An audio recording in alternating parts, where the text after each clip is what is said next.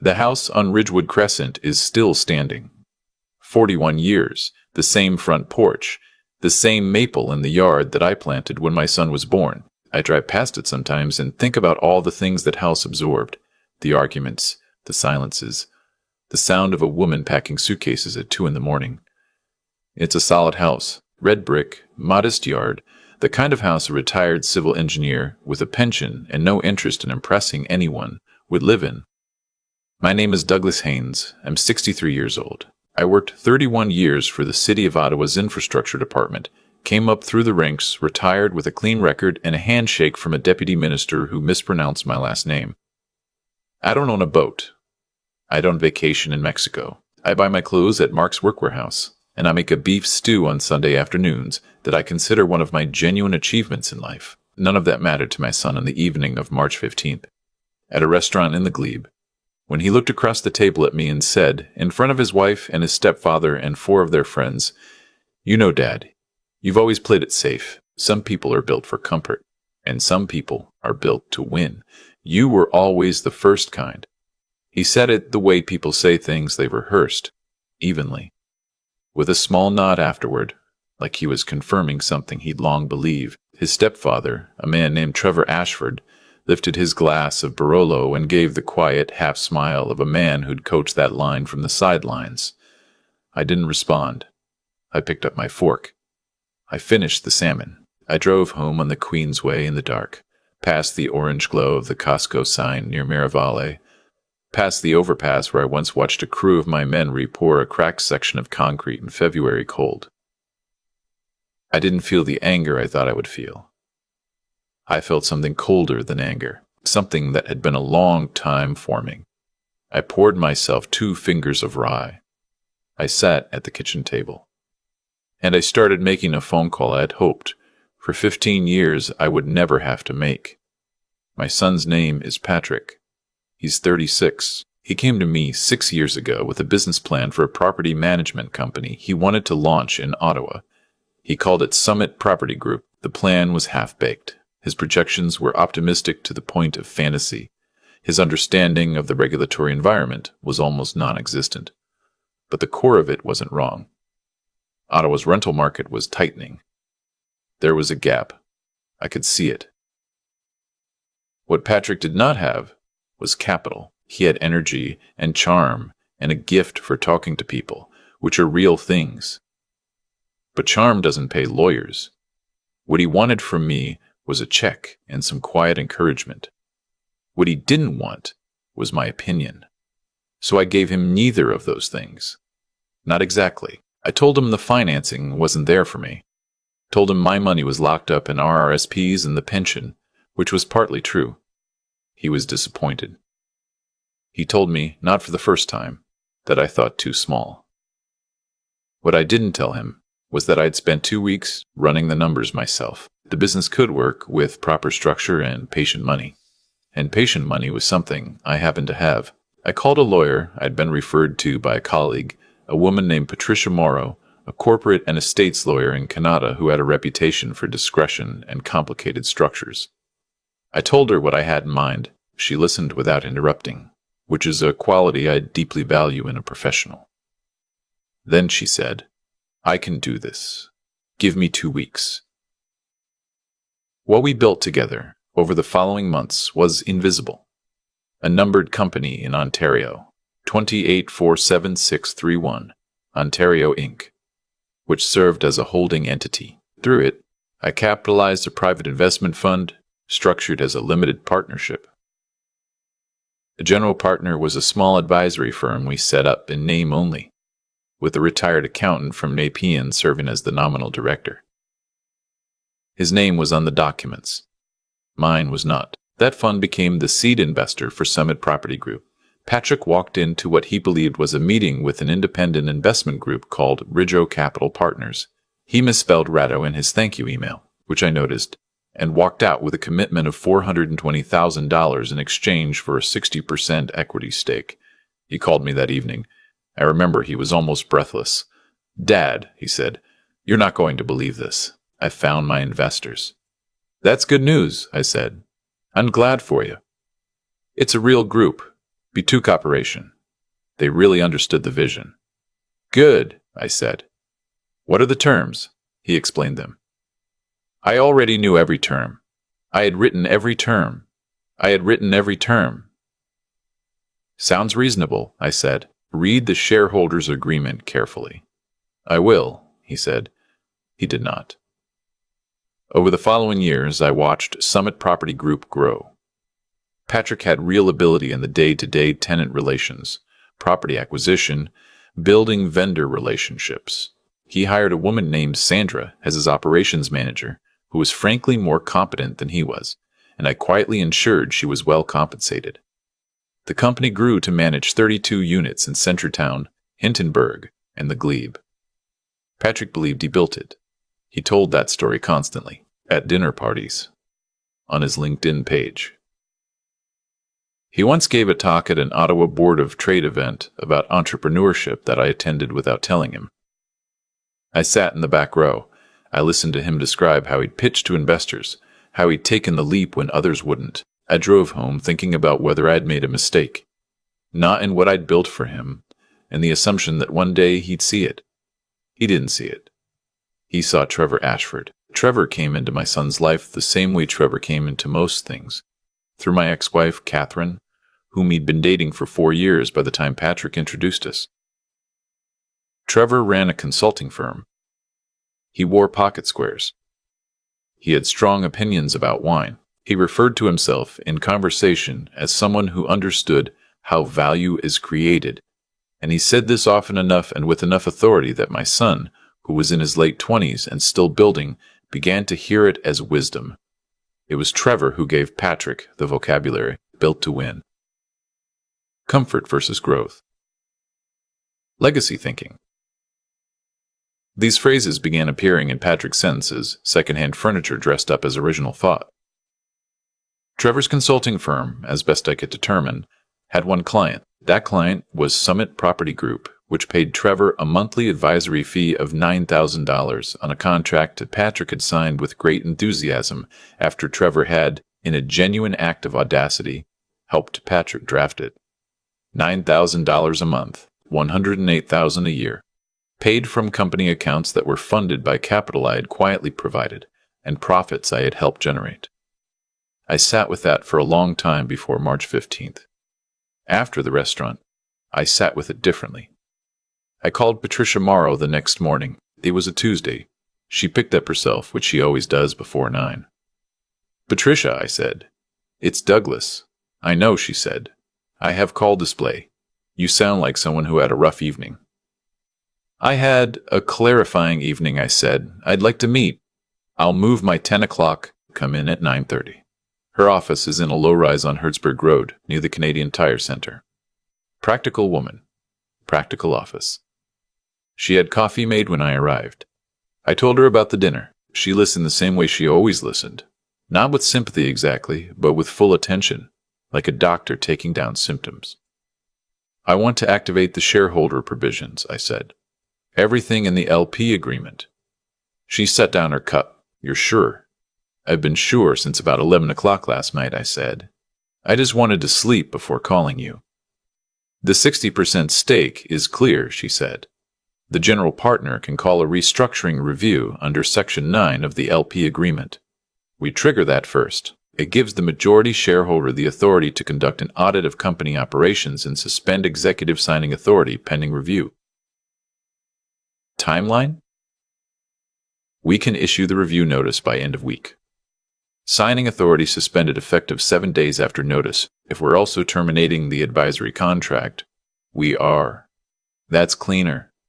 The advisory contract has a performance clause we built in at my suggestion, if you recall.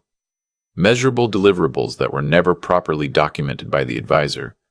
We can argue non-performance. I did recall I had suggested it, and she had agreed it was prudent. And the vehicle? I said. Patrick drove a 2022 Volvo XC60, dark blue. The lease was held through Summit's fleet account, a company expense, tied to his role as CEO. If his executive authority was suspended during audit, the eligibility for company-provided vehicle fell away. The lease is through the numbered company's asset management subsidiary, Patricia said. The moment the restructuring review begins and signing authority is suspended, his authorization as a company officer lapses. The vehicle reverts. I nodded. Start with the vehicle, I said. Like pulling the thread. She wrote something on her notepad. Then she looked up. Doug, can I ask you something personal? You can try. Is this about Patrick, or is it about Trevor? I looked at my coffee. It's about what I should have done 5 years ago, I said. I confuse keeping quiet with being patient. They're not the same thing. She nodded slowly. All right, she said. Let's begin. I spent Thursday and Friday doing what I do when I need to not think about something. I changed the winter tires on my truck. I cleaned out the gutters on the south side of the house, which I'd been putting off since October. On Saturday, I drove out to my sister's place in Almonte and helped her husband rehang a gate on their fence that had been dragging all winter. On Saturday evening, my phone rang. It was Patrick. I watched it ring. The third time it went to voicemail, I set the phone face down on the passenger seat and drove the county road back toward the city in the dark. He left a message. I didn't listen to it until Sunday morning, standing in my kitchen making oatmeal. Dad, my car wasn't in the building garage when I went down this morning. There's some issue with the lease, they said. The fleet company. I need you to call me back. There's something going on and I don't know what it is. Call me back, please. I ate my oatmeal. I went to Mass. I sat in the third pew from the back at St. Patrick's Basilica, which is where I've sat for 20-some years, and I listened to the gospel reading, which happened to be about the prodigal son, which I chose to find amusing rather than pointed. Monday came hard. Patrick arrived at Summit's office on Rochester Street to find his key fob no longer open to the back entrance. The building manager, who had been quietly briefed, redirected him to the main entrance and handed him an envelope. Inside was a formal notice, on legal letterhead, informing Summit Property Group that the majority shareholder of record, Ridgeo Capital Partners, acting through the LP general partner, had initiated a full operational and financial audit under Section 9 of the shareholders' agreement. Effective immediately, executive signing authority for Patrick Haynes was suspended pending completion of the audit. All company accounts were frozen except for operating accounts accessible by the CFO, which was Sandra, who had been promoted to interim managing director that morning by board resolution. Sandra, to her credit, called Patrick directly. She told him she was as surprised as he was, and that she hoped it would be resolved quickly. She was not lying about the first part. He called me 4 times Monday afternoon. I didn't answer. He sent 3 texts. The third one said, Dad, I know something is happening. Please call me. I need to know you're okay. That one I found harder to read than I expected. Tuesday, Trevor discovered the advisory contract had been terminated. Patricia had sent the notice by registered mail to his business address, a shared office suite on Bank Street, and also by email. The grounds were non-performance against documented deliverables. The notice also indicated that Summit would be seeking partial recovery of fees paid under the contract, pending audit findings. I know what happened next because Catherine called me. We don't speak often. When we do, she is generally composed. She was not composed on Tuesday afternoon. Douglas, she said, and her voice had that particular quality it gets when she's frightened, which I recognized from a long time ago. What have you done? Hello, Catherine. Trevor's contract has been canceled. His accounts are frozen. He said there's a legal notice claiming a repayment. Douglas, we have a mortgage payment due Friday. The car payment. I understand, I said. You did this. I know you did this. This is because of what Patrick said at dinner, isn't it? This is spite. Catherine, I said, I've been funding Trevor's lifestyle for 4 years to a company I own. I've decided to stop. There was a silence that lasted long enough that I thought the call had dropped. What do you mean, a company you own? She said. You should ask Patrick to explain it, I said. Ask him to show you the shareholders' agreement. Have him read it this time. Douglas, I hope you and Trevor work things out, I said. I mean that genuinely. But this isn't mine to fix. I hung up before she could answer. Then I sat on the back porch and watched a pair of Canada geese land on the ice at the edge of the creek behind the houses on my street. They looked confused. It was mid-March, and the ice was still there. They stood on it for a while, then walked off. Patrick came to the house on Wednesday evening. I'd expected it. I left the front door unlocked and sat in the study. He knocked. Then he opened it and called my name. I said I was in the study. He looked like he hadn't slept in 2 days, which was probably accurate. His coat was still on. He stood in the doorway. "Dad," he said, "you have to tell me what's happening." "Sit down, Patrick." "I don't want to sit down. I want to know. Sit down."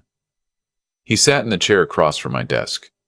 The same chair where I used to sit with him when he was 9 years old, and we'd do his math homework together on Saturday mornings. He used to bring a glass of orange juice and set it on the corner of the desk, and I would move it 6 inches so it wasn't next to my papers. We did that every weekend for 2 years. I opened my laptop. I turned it to face him. On the screen was the incorporation document for 2847631 Ontario Inc., with my name listed as sole director.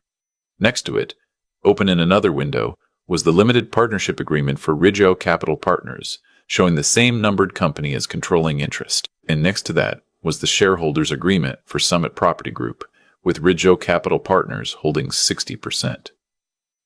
He stared at the screen. "You remember Ridgeo Capital," I said. "Your investors." He said nothing. "I set up the numbered company in 2018. Patricia Morrow, you've never met her, handled the structure. The retired director listed on the documents is a man named Gerald, who was paid a modest annual fee to have his name on a letterhead. He had nothing to do with the operation. I directed everything." Patrick's mouth opened slightly. No sound came out. The $420,000 that funded Summit came from my retirement savings and the proceeds from the rental property I sold in 2017. The one on Carling I inherited from your grandfather. You knew I sold it. You didn't ask what I did with the money. "Dad, I'm not finished." He closed his mouth. "You own 20% of Summit Property Group. That 20% was a gift, structured as a founder's equity grant. The 60% held by my LP has always carried majority governance rights. That's in the agreement you signed without reading." I paused. Sandra read it, by the way. She asked 2 questions when we first drafted it. Good questions. He looked like a man who had just learned that the ground under a building he'd stood on for years was not solid, which was accurate. "Devolvo," I continued, "is on a fleet lease through a subsidiary of the numbered company. Your authorization to use it was tied to your role as signing officer. When the audit suspended your authority, the vehicle authorization lapsed. It was repossessed Friday morning." The lease company said Fontaine Patrimoine. That was the French version. Different project. This one is called Summit Fleet Assets Inc. Same structure, different name. I have a filing system. He was quiet for a long moment. "Trevor," he said finally. His voice had changed. Quieter. "Trevor's consulting contract was with Summit," I said. "Funded entirely by company accounts, which are funded by my capital. $9,000 a month. I want you to think about that for a moment, where that money came from, and where it went." I let that sit. "He has no other clients," I said. "I had that verified 18 months ago. His only income was the Summit contract. The mortgage on the house he shares with your mother, her car, their vacations. All of it ran through those monthly payments." Patrick stared at the desk. "The man who told you that some people are built to win," I said. "His entire life for 4 years has been paid for by the man he was calling comfortable." I closed the laptop. He didn't speak for a while. The furnace clicked on. Outside, a car went past on Ridgewood Crescent, its headlights sweeping briefly across the ceiling of the study. "I'm not taking the company from you," I said. "Patricia is conducting a real audit.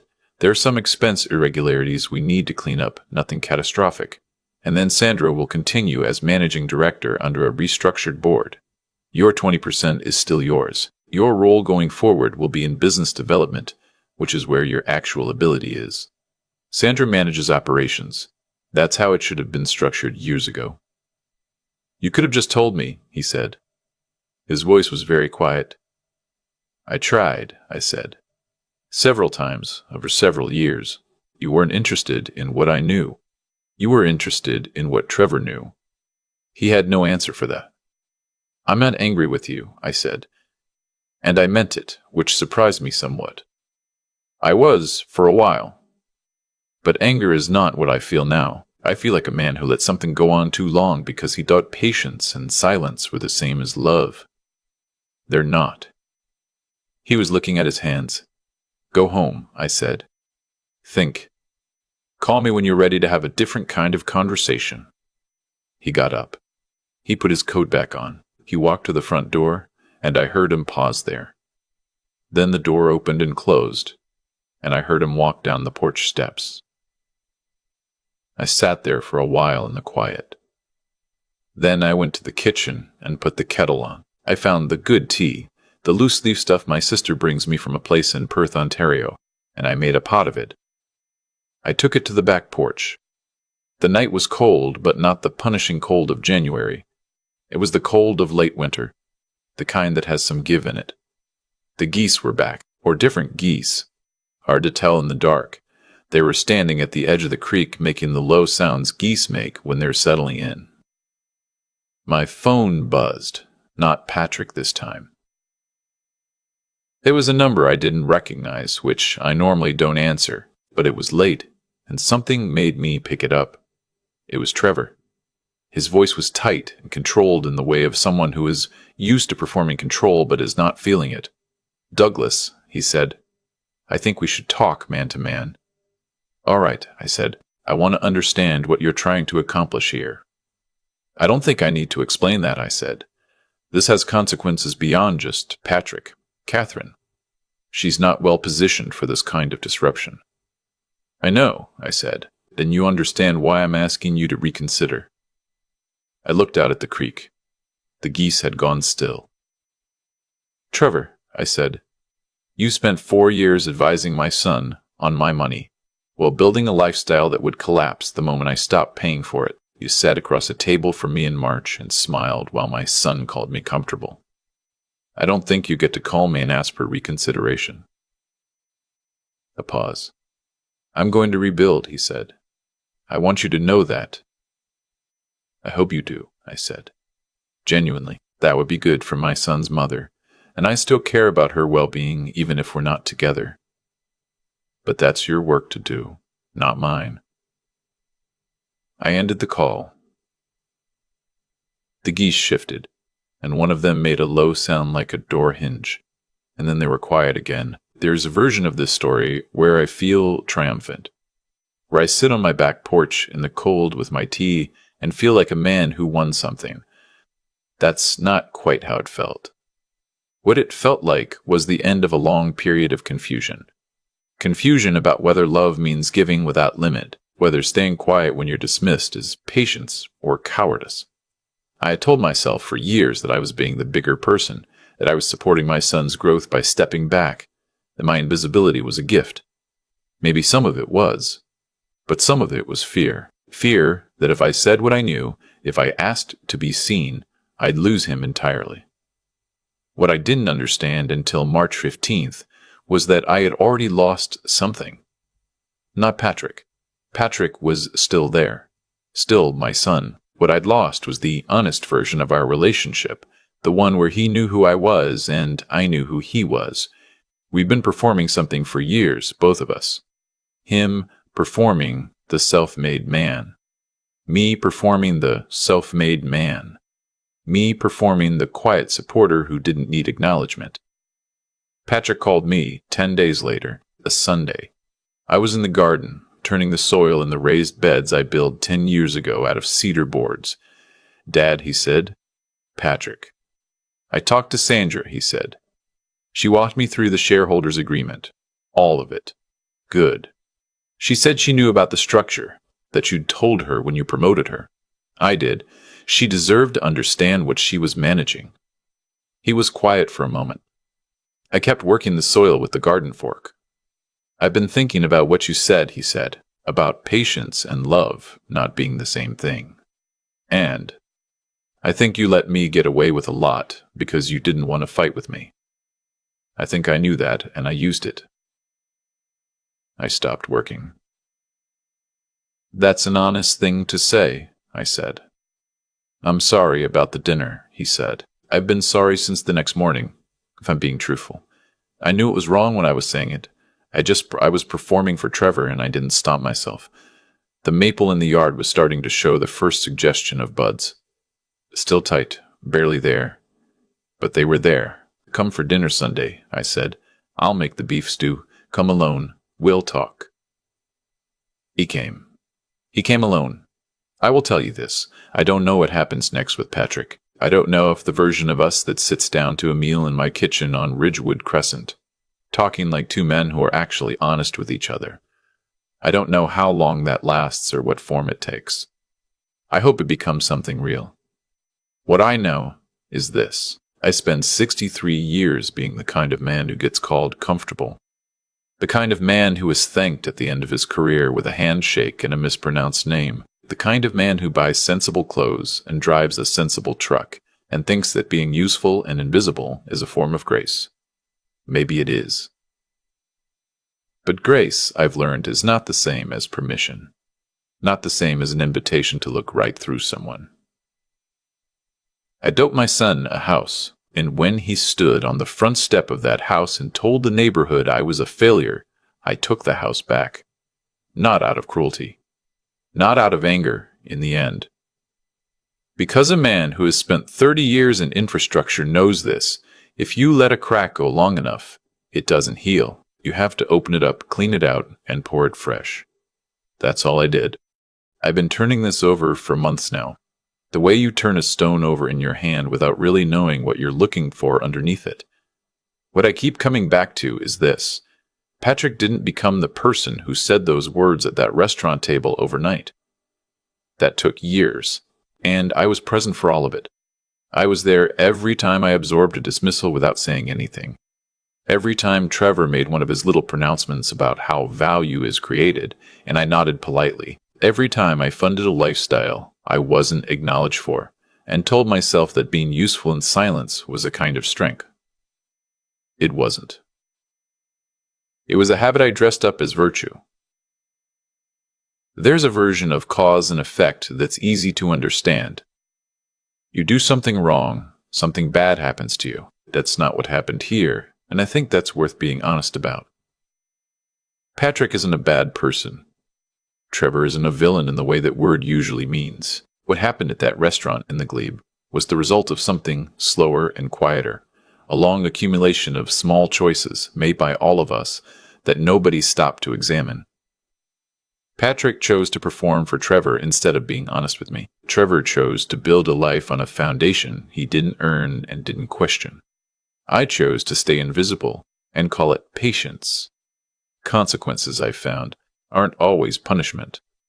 Sometimes they're just the shape that reality takes when you stop managing the distance between yourself and the truth. What I think about when I think about ethics, real ethics, not the kind you read about in a textbook, is that it lives in the small decisions, in whether you read a contract before you sign it, in whether you acknowledge where your money comes from, in whether you say something honest to your father at a dinner table or perform for the men sitting next to him.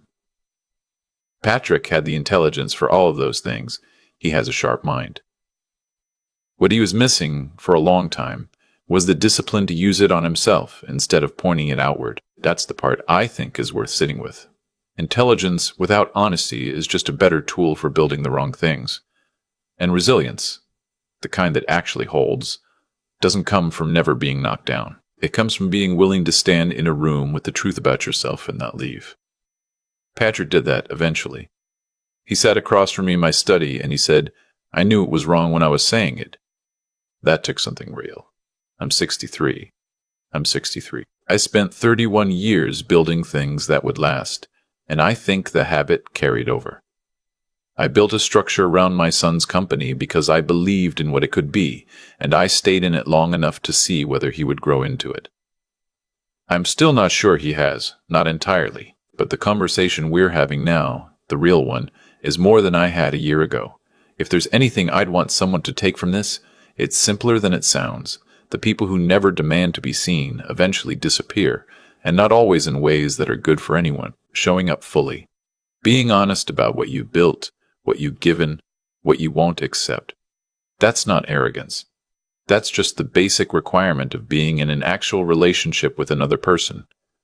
I went back to the garden the following Sunday. The cedar raised beds needed another round of work. The maple was leafing out properly by then, the way it does every April without fail, without being asked, on its own schedule. Some things hold,